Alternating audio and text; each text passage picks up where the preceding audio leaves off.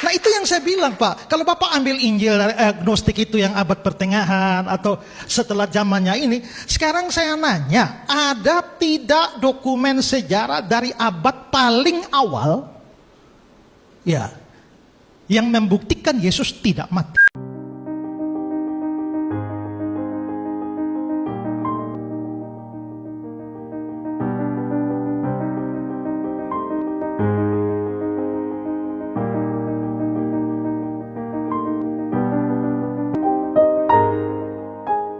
Shalom, salam sejahtera dalam Tuhan Yesus Kristus. Terima kasih banyak teman-teman yang masih setia menonton video-video saya tentang reaction dari debat Kristen, tetapi juga tanggapan-tanggapan atau kesaksian-kesaksian orang yang percaya kepada Tuhan Yesus sebagai Tuhan dan Juru Selamat.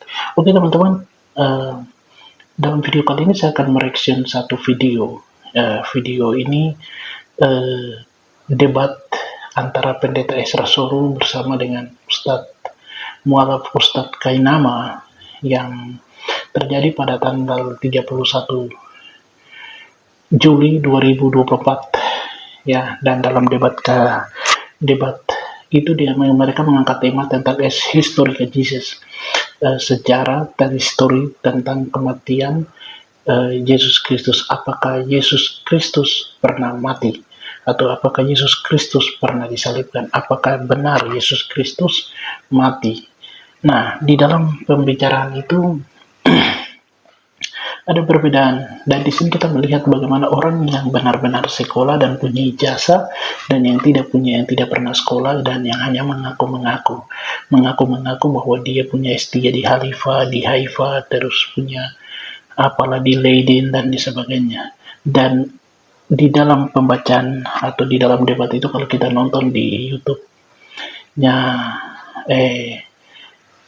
Mualaf Center atau pada live itu, pada debat kali itu, Ustadz Kainama tidak mampu menjawab apa dan tidak mampu membuktikan bahwa Yesus disalibkan namun tidak mati.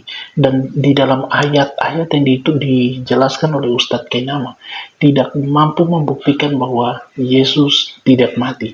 Tetapi Pendeta Ezra Soru memberikan satu pemahaman, memberikan bukti Alkitab baik secara eksplisit maupun dalam sejarah yang menjelaskan bahwa, dan juga Alkitab yang adalah buku teologi tetapi juga buat yang adalah firman Tuhan, dan Alkitab yang adalah buku sejarah membuktikan bahwa Yesus mati dan bangkit.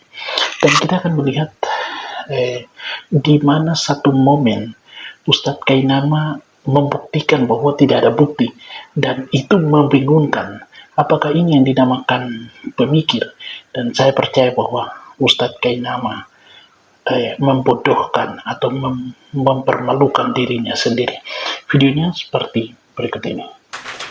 Nah itu yang saya bilang Pak, kalau Bapak ambil Injil dari agnostik itu yang abad pertengahan atau setelah zamannya ini, jadi dia pakai nanya, Injil gnostik. ada tidak dokumen sejarah dari abad paling awal ya, yang membuktikan Yesus tidak mati dan tidak bangkit? Dokumen sejarah bahwa Yesus tentang Yesus tidak mati. Ya.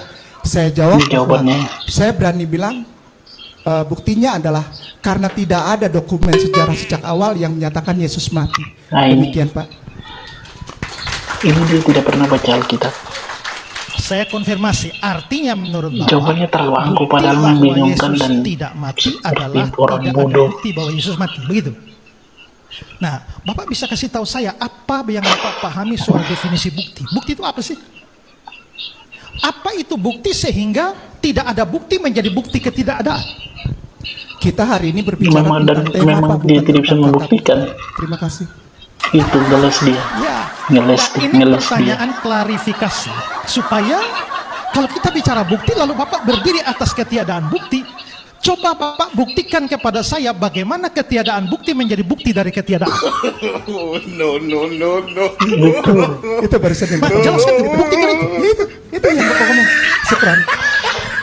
Tidak nyambung. Tidak nyambung. Loh, justru bagaimana sesuatu yang tidak ada bukti itu bisa menjadi bukti dari Bisa. sesuatu itu tidak Bisa. ada. Nah, Bisa. saya minta buktikan itu. Bisa.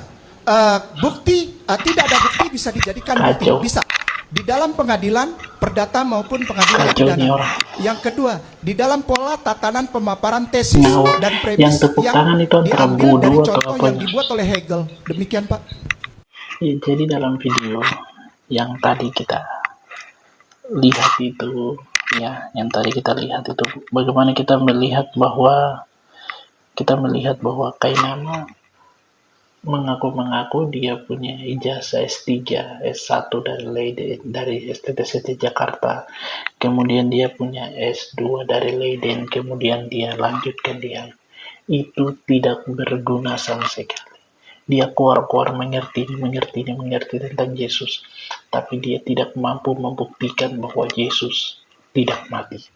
Tetapi pendeta Ezra Sorry membuktikan berdasarkan Alkitab maupun bukti sejarah, menunjukkan bahwa Yesus Kristus benar-benar mati dan bangkit. Dan Yesus Kristus disalibkan.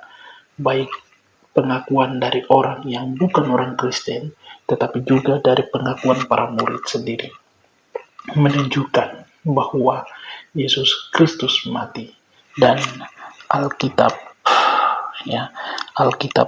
dengan jelas menunjukkan bahwa Yesus Kristus itu mati. Ya, kita bisa baca di dalam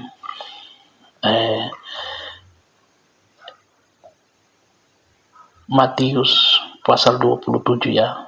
Matius pasal 27 ya. Matius pasal 27 ayatnya yang ke-45 ya.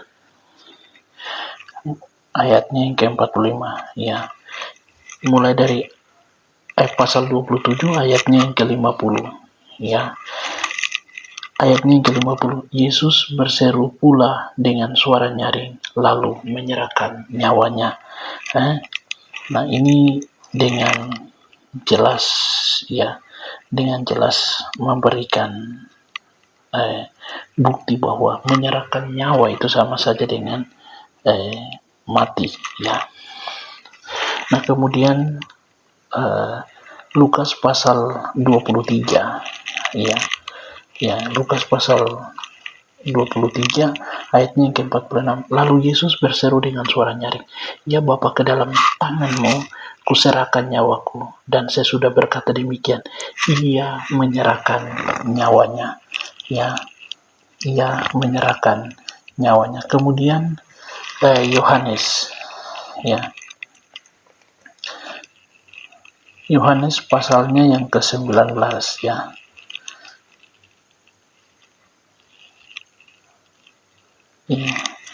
Yohanes pasalnya yang ke-19 ya. Ayat 30, sesudah Yesus minum anggur asam itu berkatalah ia, sudah selesai. Lalu ia mendukung kepalanya dan menyerahkan nyawanya. Ya, pendeta Ezra Sorry membuktikan berdasarkan Alkitab juga bukti sejarah bahwa Yesus Kristus mati dan bangkit pada hari yang ketiga. Tetapi Ustadz Kainama, dia menunjukkan kebodohannya dan dia tidak mampu membuktikan bahwa Yesus tidak pernah mati. Dan di dalam debat kali itu, debat tanggal 31 itu kita melihat bahwa Kainama tidak mampu menjawab semua pertanyaan baik dari audiens. Dan saya heran kenapa orang tepuk tangan dengan jawaban Kainama. Mereka mengaku bahwa dia orang hebat model begitu. Dan Injil diberitakan pada saat itu. Bahkan pendeta Ezra Sorry bilang kepada Kainama bahwa bertobat sebelum waktunya terlambat, sebelum kamu menghadap Bapa dan bertobat. Injil diberitakan pada waktu itu. Tuhan memberkati pendeta Ezra Sorry dan Tuhan memberkati kita semua. Terima kasih teman-teman. Jangan lupa like, komen, dan subscribe. Tuhan Yesus memberkati. Shalom.